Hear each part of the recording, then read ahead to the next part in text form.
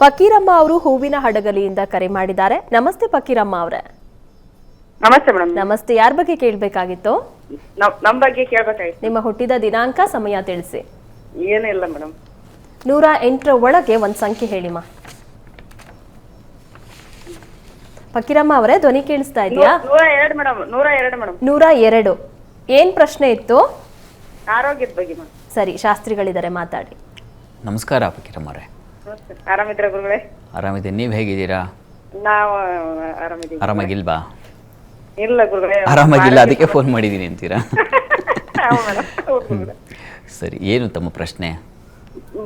ಬರೀ ಕೈ ಕಾಲು ನೋಯ್ತು ಗುರುಗಳೇ. ಒಂದಿನ ತಲೆ ನೋವು, ಸುಸ್ತು ಗುರುಗಳೇ. ಅದಕ್ಕೆ ನೋಡಿ, ನೀವು ಒಂದು ಸಂಖ್ಯೆ ಹೇಳಿದ್ರಿ ಅಲ್ವಾ, 102 ಅಂತ. ಅದು ಮೀನ ರಾಶಿಗೆ ಸೇರುತ್ತೆ. ಹೀಗಾಗಿ ಅಲ್ಲಿ ಈಗ ರಾಹು ಇರುವ ಸಂಚಾರ.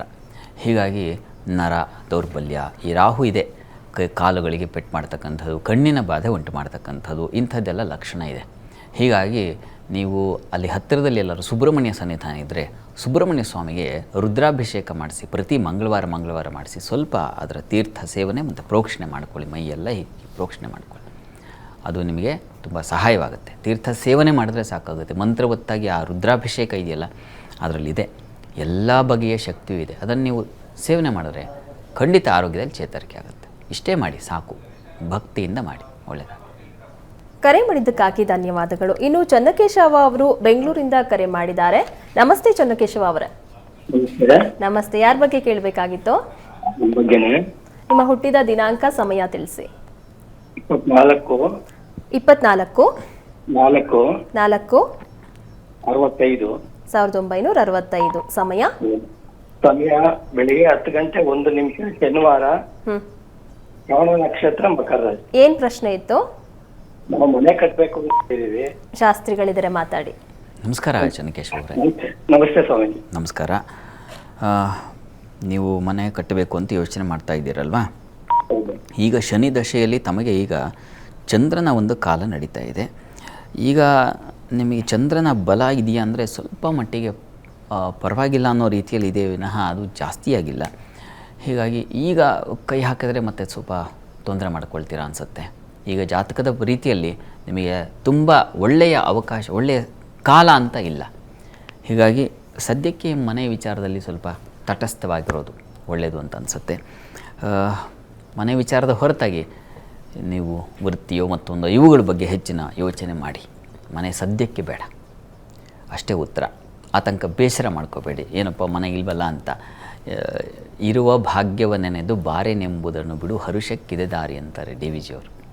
ಹೀಗಾಗಿ ಒಂದು ದೃಢ ಚಿತ್ತ ಮಾಡಿಕೊಳ್ಳಿ, ಸದ್ಯಕ್ಕೆ ಬೇಡ, ಒಳ್ಳೆಯದ.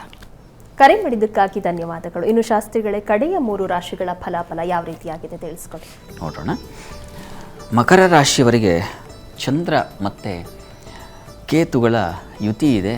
ಅದು ಭಾಗ್ಯಸ್ಥಾನದಲ್ಲಿ. ಹೀಗಾಗಿ ತಾಯಿ ಮಕ್ಕಳ ಜೊತೆಗೆ ಮನಸ್ತಾಪಗಳು, ಭಿನ್ನಾಭಿಪ್ರಾಯಗಳು, ತಾಯಿಯ ಬಂಧುಗಳ ಜೊತೆಗೆ ಮನಸ್ತಾಪ, ಈ ರೀತಿಯ ಒಂದು ತೊಡಕನ್ನು ಸೂಚಿಸ್ತಾ ಇದೆ. ಮತ್ತು ಕೊರಳು ಭಾಗದಲ್ಲಿ, ವಕ್ರ ಅಂದರೆ ಮುಖದ ಭಾಗದಲ್ಲಿ ಸ್ವಲ್ಪ ತೊಂದರೆಗಳು ಉಂಟಾಗ್ತಕ್ಕಂತಹ ಸಾಧ್ಯತೆ ಇದೆ. ವಾರದಾದಿಯಲ್ಲಿ ಎಚ್ಚರವಾಗಿರಿ. ವೃತ್ತಿಯಲ್ಲಿ ಅನುಕೂಲ ಚೆನ್ನಾಗಿದೆ, ಸ್ವಲ್ಪ ಪರಿಶ್ರಮದಾಯಕವಾಗಿದೆ, ಆದರೆ ಪರವಾಗಿಲ್ಲ. ವೈದ್ಯಕೀಯ ಕ್ಷೇತ್ರದವರಿಗೆ ತುಂಬ ಚೆನ್ನಾಗಿದೆ. ಪ್ಯಾರಾಮೆಡಿಕಲ್ ಅಂತೀವಲ್ಲ, ಅಂತಹ ಕ್ಷೇತ್ರದಲ್ಲಿರೋರಿಗೆ ಹೆಚ್ಚಿನ ಲಾಭದಾಯಕವಾಗಿದೆ ಈ ವಾರದ ಆದಿಯಲ್ಲಿ. ಇನ್ನು ವಾರದ ಅಂತ್ಯ ಭಾಗದಲ್ಲಿ ನೋಡಿದ್ರೆ ಮಕರ ರಾಶಿಯವರಿಗೆ ಸ್ವಲ್ಪ ವೃತ್ತಿಯಲ್ಲಿ ಪ್ರೆಷರ್ ಬೀಳುತ್ತೆ, ಹೆಚ್ಚಿನ ವ್ಯಯ ಉಂಟಾಗುತ್ತೆ. ಸ್ತ್ರೀಯರಿಗೆ ಸ್ವಲ್ಪ ತೊಂದರೆಗಳು, ಮನಸ್ಸಿಗೆ ಬೇಸರ, ಪೆಟ್ಟು ಬೀಳ್ತಕ್ಕಂಥದ್ದು, ಹಿರಿಯರಿಂದ ಯಾರನ್ನು ನೀವು ನಚ್ಕೊಂಡಿರ್ತೀರೋ ಅಂಥವರಿಂದಲೇ ಪೆಟ್ಟು ಬೀಳ್ತಕ್ಕಂತಹ ಸಾಧ್ಯತೆ, ಇವುಗಳನ್ನೆಲ್ಲ ಸೂಚಿಸ್ತಾ ಇದೆ. ಹೆಣ್ಣುಮಕ್ಕಳಿಗೆ ಈ ರೀತಿಯ ಒಂದು ಆಘಾತಗಳು ಹೆಚ್ಚು ಅನ್ನೋದನ್ನು ಸೂಚಿಸ್ತಾ ಇದೆ. ದಾಂಪತ್ಯದಲ್ಲಿ ತೊಡಕುಗಳು, ಮನಸ್ತಾಪ, ಭಿನ್ನಾಭಿಪ್ರಾಯ, ಇಂಥದ್ದೊಂದು ಲಕ್ಷಣ ಇದೆ. ವಾರದ ಅಂತ್ಯದಲ್ಲಿ ಸ್ವಲ್ಪ ತೊಡಕು ಹೆಚ್ಚಾಗಿದೆ. ಪರಿಹಾರ ಏನಪ್ಪ ಅಂತಂದರೆ, ಮಕರ ರಾಶಿಯವರು ಶಿವಸಹಸ್ರನಾಮ ಹೇಳ್ಕೊಳ್ಳಿ.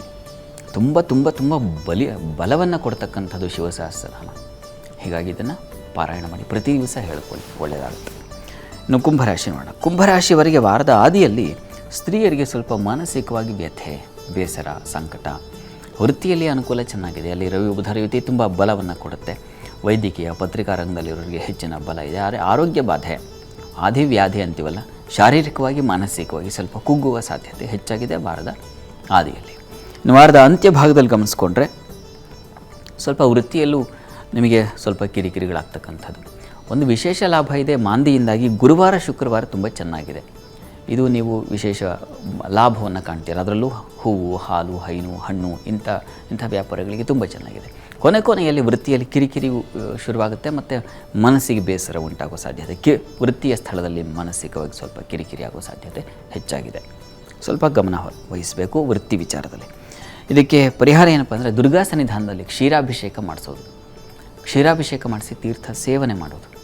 ಅದು ಯಾವಾಗ ನಿಮಗೆ ಶರೀರದೊಳಗೆ ಹೋಗುತ್ತೆ, ಬುದ್ಧಿ ಮನಸ್ಸನ್ನು ಸರಿಪಡಿಸಿಬಿಡುತ್ತೆ. ಇದು ಮುಖ್ಯವಾಗಿ ಬೇಕು. ಕುಂಭರಾಶಿಯವರು ಮಾಡಿ. ಇನ್ನು ಮೀನರಾಶಿ ಗಮನಿಸೋಣ. ಮೀನರಾಶಿಯವರಿಗೆ ಆರೋಗ್ಯದಲ್ಲಿ ಸ್ವಲ್ಪ ಏರುಪೇರಿದೆ. ವಾರದ ಆದಿಯಲ್ಲಿ ತೊಂದರೆ ಕಾಣ್ತಾ ಇದೆ. ಹಿರಿಯರ ಸಲುವಾಗಿ ಸ್ವಲ್ಪ ವ್ಯಯ, ತುಂಬ ಹಿರಿಯರಿಗೆ ಮನೆ ಕುಟುಂಬದಲ್ಲಿ ಯಾರೋ ಹಿರಿಯರು ಕಾಯಿಲೆ ಬಿದ್ದುಬಿಡೋದು ಅಥವಾ ಇನ್ನೇನು ಅವರ ಸಲುವಾಗಿ ಹೆಚ್ಚಿನ ತೊಡಕು. ದಾಂಪತ್ಯದಲ್ಲಿ ಮನಸ್ತಾಪಗಳು, ಭಿನ್ನಾಭಿಪ್ರಾಯಗಳು, ಸಂಗಾತಿಯ ವಿಚಾರದಲ್ಲಿ ಪೆಟ್ಬಿಡೋದು, ವ್ಯಾಪಾರಿಗಳಿಗೆ ತೊಂದರೆಗಳು ಉಂಟಾಗೋದು, ಸ್ತ್ರೀಯರು ನಡೆಸುವಂಥ ವ್ಯಾಪಾರ ಅಥವಾ ಸಂಘ ಸಂಸ್ಥೆಗಳು ಇಲ್ಲಿ ತಗಾದೆಗಳು ಬರ್ತಕ್ಕಂಥ ಸಾಧ್ಯತೆ ಇದೆಲ್ಲ ಇದೆ. ಸ್ವಲ್ಪ ಹುಷಾರು ಮೀನರಾಶಿಯವರಿಗೆ ವಾರದ ಆದಿಯಲ್ಲಿ. ವಾರದ ಅಂತ್ಯ ಭಾಗದಲ್ಲಿ ಗಮನಿಸ್ಕೊಂಡ್ರೆ ಗುರುವಾರ, ಶುಕ್ರವಾರ, ಶನಿವಾರದ ಮಟ್ಟಿಗೆ ಸ್ವಲ್ಪ ಶತ್ರುಗಳ ಕಾಟ ಇದೆ. ತಂದೆ ಮಕ್ಕಳ ಮನಸ್ತಾಪ, ಶ್ರದ್ಧೆ ಹಾಳಾಗುತ್ತೆ. ಯಾವುದೋ ಒಂದು ಕಾರ್ಯ ಏಕಾಗ್ರತೆ ಹೊರಟೋಗ್ಬಿಡುತ್ತೆ. ಮಕ್ಕಳ ಹಾದಿ ತಪ್ತಾರೆ. ಸ್ವಲ್ಪ ವೀಕ್ ಆಗಿದೆ. ಚಂದ್ರನ ಬಲ ಹೋಗಿಬಿಟ್ರೆ ಎಲ್ಲ ರಾಶಿಯವ್ರಿಗೂ ಸ್ವಲ್ಪ ಒಂದು ಸ್ಟೆಪ್ ಬೈ ಸ್ಟೆಪ್ ಕೆಳಗೆ ಹೋಗ್ಬಿಡ್ತೀವಿ. ಹೀಗಾಗಿ ಅಮಾವಾಸ್ಯೆ ಹತ್ತತ್ರದಲ್ಲಿ ಸ್ವಲ್ಪ ನಾವು ಮನೋಬಲ ಕಳ್ಕೊಳ್ಳುವಾಗ ಎಲ್ಲವೂ ಹಾಳಾಗ್ಬಿಡುತ್ತೆ. ಹೀಗಾಗಿ ಸ್ವಲ್ಪ ಎಚ್ಚರವಾಗಿರಬೇಕು. ನೀವು ಕೂಡ ಪಿತೃದೇವತೆಗಳ ಸ್ಮರಣೆ, ಆರಾಧನೆ ಮಾಡೋದು. ಈ ವಾರ ನೀವು ಮಾಡಬೇಕಾದ್ದೇನಪ್ಪ ಅಂದರೆ ಪಿತೃಗಳ ಆರಾಧನೆ. ಅಮಾವಾಸ್ಯೆಯಲ್ಲಿ ನಾವು ಪಿತೃಗಳ ಆರಾಧನೆ ಮಾಡೋದು ತುಂಬ ಒಳ್ಳೆಯದು.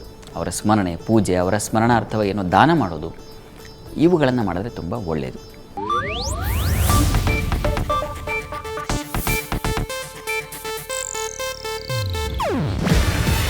ಇದು ಏಷ್ಯಾನೆಟ್ ನ್ಯೂಸ್ ನೆಟ್ವರ್ಕ್ ಪ್ರಸ್ತುತಿ.